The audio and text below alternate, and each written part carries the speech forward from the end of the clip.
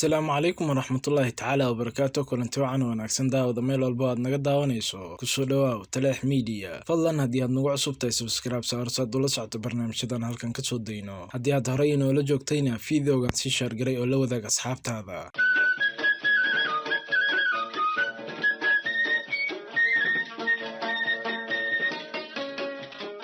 kusoo dhawaaw sheekadii waa sugay warsame socdaalkii 30 maalmood qaybteedii 21.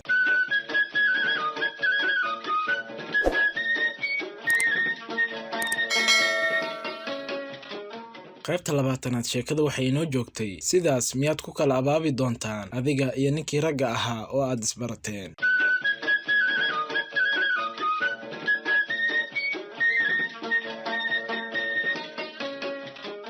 waa sugay markii uu tagay aqalkii wiilkiisa waxuu reerihii tusay alaabtii oo magaalada ka soo iibsaday kadibna wuxuu ugu sheekeeyey waxyaalihii ay galabtaas la kulmeen ayuu dhaliishooda ku qiimeynayay aragtidiisa. xubnaha qoyskuna dal iyo waalidba si xiise leh ayay u dhegaysanayeen. waxaa maqalkooda iyo araggoodaba hantiyey weeraha oo waa sugay isticmaalayo iyo sida oo gacmaha iyo wejiga ula kaashanayo dareen gudbintiisa. maariya aad ayay sheekada ula socotay inkastoo erayada qaar oo muuse u fasirayay salaadii cishaha ayaa la adimay. sidaas ayayna sheekadii ku joogsatay in yar kadib markuu waa suga salaadii ka baxayna cashadii ayaa la soo dhigay. aad ayuu duq habeenkaas u daalanaa degdeg ayuuna u seexday markii la casheeyey. subaxii dambe inta ay reer muuse shaqadii aadin ayuu waa suga u sheegay inuu biri aroortii magaalada ka tagaayo. danihii oo magaalada u soo aadayna intooda badan way u qabsoomeen. waxyaalihii u harsanaana xalay ayuu soo iibsaday. uunsi ay muslimo u soo dirsata maahane waxaa u horay oo keliya inuu soo macsalaameeyo dhowr qoys oo ay wax isu yihiin. waxayse markaas isu tustay inuusan waqti u heli karin wuxuuna goostay inuu cudurdaarkiisa ugu faro muuse. maalinta u hartayna oo labada gelinba magaalada ka soo raadiyay uunsigii muslimo oo ahayd aafadiisa. markii uu waa suga hadalkii u bilaabay reer muuse 20 daqiiqo ayaa ka harsanayd saacaddii shaqada. waxaana intaa u dheeraa inuu sanduuqa ujeeddada abbaarin ee ka horreysiiyey arar maahmaah iyo tusaalooyin intaba. dhowr kal ayuu muuse saacadda fiirshay isagoo aabbihiis u muujinaya inuu degdegsan yahay, laakiin duqa ma dareemin amuurtaas. waa suga wuxuu bilaabay dardaaran dheer oo u badan talooyin oo maalmahanba u biirinayay reer muuse. maariya ayaa ishayn weyday oo inta baabuurkii kortay muuse hoonku u yeedhisay. waa sugay oo aan la socon dhibaatada reer muuse ka haysata xagga shaqada ayaa asaguna hadalkiisii hakiyey ilaa ay maariya soo laabanayso. wuxuu duqa jeclaa inay goobjoog ka noqoto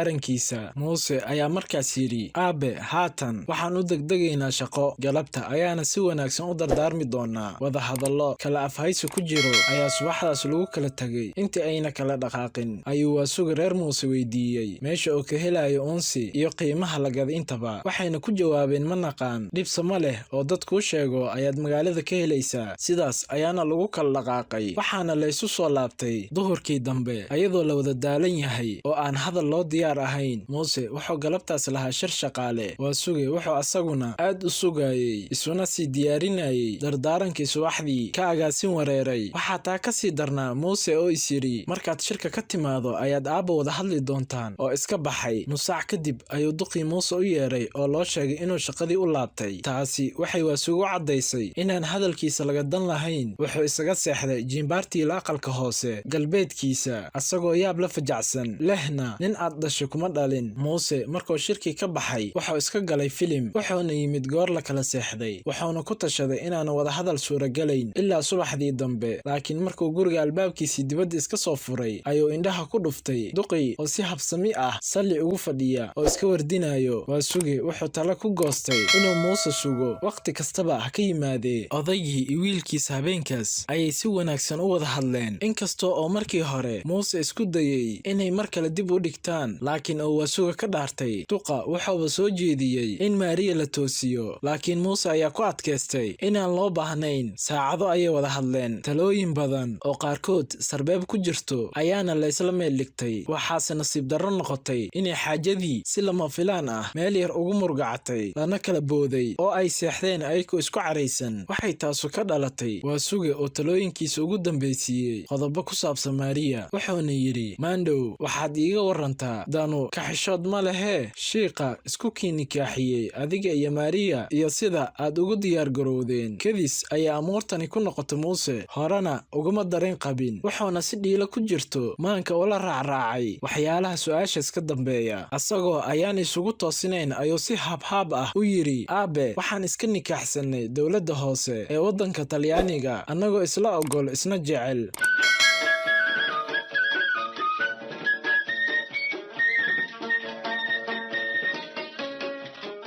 maxume nikaaxa ka hor maxaa la sameeyey ayuu yidhi Waasuge. ma garan ujeeddada aabe ayuu Muusena yidhi asagoo yaaban. Muuse, war wax kale ma ahane nikaaxa ka hor gabadha ma la guday ayuu odaygii oo hadalka daaha ka qaaday yidhi. Muuse aad ayuu u carooday su'aashaas asagoo u qoonsan inay tahay faragelin xaal hoosaad shaqsi. markaas ayuuna furka tuurtay oo waalidnimadii hilmaamay una sheegay aabihiis inaysan qusin xaajadaas xaqna u lahayn inuu dhex galo waxyaalaha caynkaas ah. waxaa asaguna markiisa booday Waasuge oo aaminsanaa in waalidnimadiisa meel looga dhacay, su'aashiisuna ay xaq ahayd. labadii dhinacba hadallo kulul ayaa lisdhaafsaday waana lagu kala joogsaday. aroortii dambe waxay reer Muuse soo tooseen Waasuge oo safar diyaar u ah, alaabtiisana u xirxiran tahay. inkastoo ay keligood ahaayeen markii ay xalay isqabteen, si sahlan ayaa wejigooda loogu garan karaa inay isu caraysan yihiin. halkaas ayaa laysku macsalaameeyey. Muuse ayaana Waasuge u qaaday suuqa laga raaca baabuurta Jowhar. isla markiina Muuse wuu laabtay maadaama uu shaqo degdegayay. kadib markay aabihiis isdhaafsadeen salaan iyo ballan gaaban, Waasuge wuxuu la kulmay baabuur markaas la soo dhigay, koridiisana aysan buuq ahayn. waxaa yaab iyo farxadba Waasuge u lahaa maalintaas in markuu fadhiga ku nigaaday oo dariishada ka arka Warsame iyo walaalkiis Dirir oo inta tagsi ka dageen u socod boobaya xagga baska Kaalgacyo. si qiyaasta ka baxsan ayuu baabuurkii ugu degay, si arag iyo salaan xiiso leh ayaana raggii dhex martay. Waasuge wuxuu subaxaas ku guulaystay inuu Warsame ku casuumo inuu reerkiisii u raaco, waxaana amuurtaas ku taageera Dirir.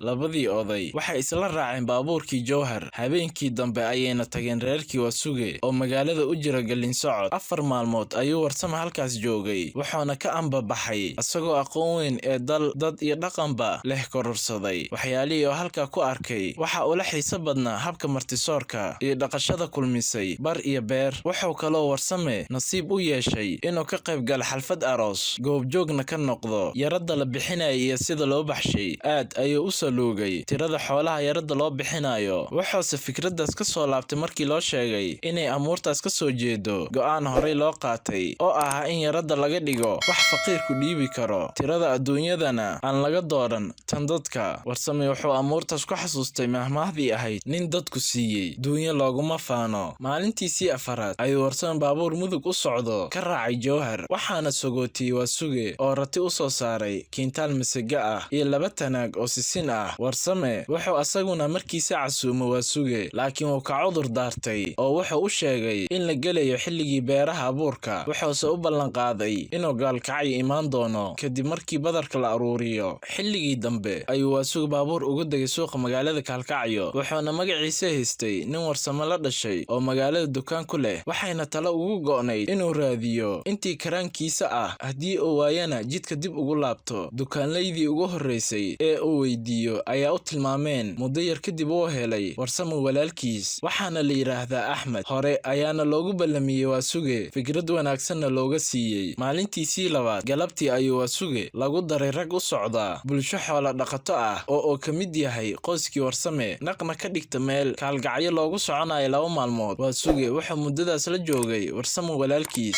wuxuuna kala kulmay wanaag xusuus reeb leh. Waasuge iyo raggii la socday waxay bulshadii ku soo beegmeen goor duhur ah, iyadoo maqaawiirta ku dhan tahay geel lagu qadeeyay gar ku saabsan nin geel lagu ergaday neef ka iibsaday. lagama sheekayn karo salaantii xiisaha leed oo dhex martay markay is arkeen labadii oday. intaa kadib Warsame wuxuu isbaray Waasuge iyo odayaashii bulshada, waxaana laysla gartay inay gartay halkeeda ka socoto. wax weyn ayuuna Waasuge halkaas ka faa'iidaystay, asagoo si gaar ah u danaynaya aftahamada odayaasha iyo sida hadafka loogu gaarayo laysuna gaarsiinayo. dood iyo difaac aan kala liidan ayaa laysdhaafsanayaa. markaasuu Waasuge hadba dhinaca hadalka ku dambeeya la safanayaa. suugaanta ay ragga isku soo daliishanayaan wuxuu Waasuge maalintaas kala baxay beedad ka mid ah gabaygii oo tiriyey Qamaan Bulxan, kuwaasoo ahaa meeshaan la sarin waa dambey, sare gacantaaye, sagaarkaan la ridin kaa qarsoon, sabaradiisiiye, socdu waxay ku qorantaa halkan hilibku saafnayne, hadalkan sax saxnayn wuxuu taraa sun iyo waabaaye. Qorax liicda ayuu guddoonkii dhacay. Warsame ayaana raggii habeenkaas ku martiqaaday aqalkiisa, asagoo ku weyneynaya soo dhoweynta saaxiibkiis Waasuge. Iswaraysi kaftan iyo aqoon kororsi leh ayaa raggii dhex maray. Inkastoo weeraha sarbeebta ah iyo erayada qaarkood la isu fasirayay, waxay raggii oo dhan habeenkaas u aqoonsadeen kulan xasuus reeb leh. Waxayna kala dhaqaaqeen ayagoo Waasuge u muujinayay sidii ay ugu faraxsan yihiin barashadiisa. Waasuge wuxuu Warsame la joogay muddo 7 ah, waxaana la siiyey 10 riyood iyo tanaag subag ah, waxaana la geeyey ilaa magaalada Kaalgacyo si uu baabuur ugu hubsado. Markay magaalada yimaadeen, waxay maalintaas harsadeen aqalkii Axmed oo ahaa Warsame walaalkiis. Galabtii dambe ayayna halkaas isku macsalaameen labadii oday.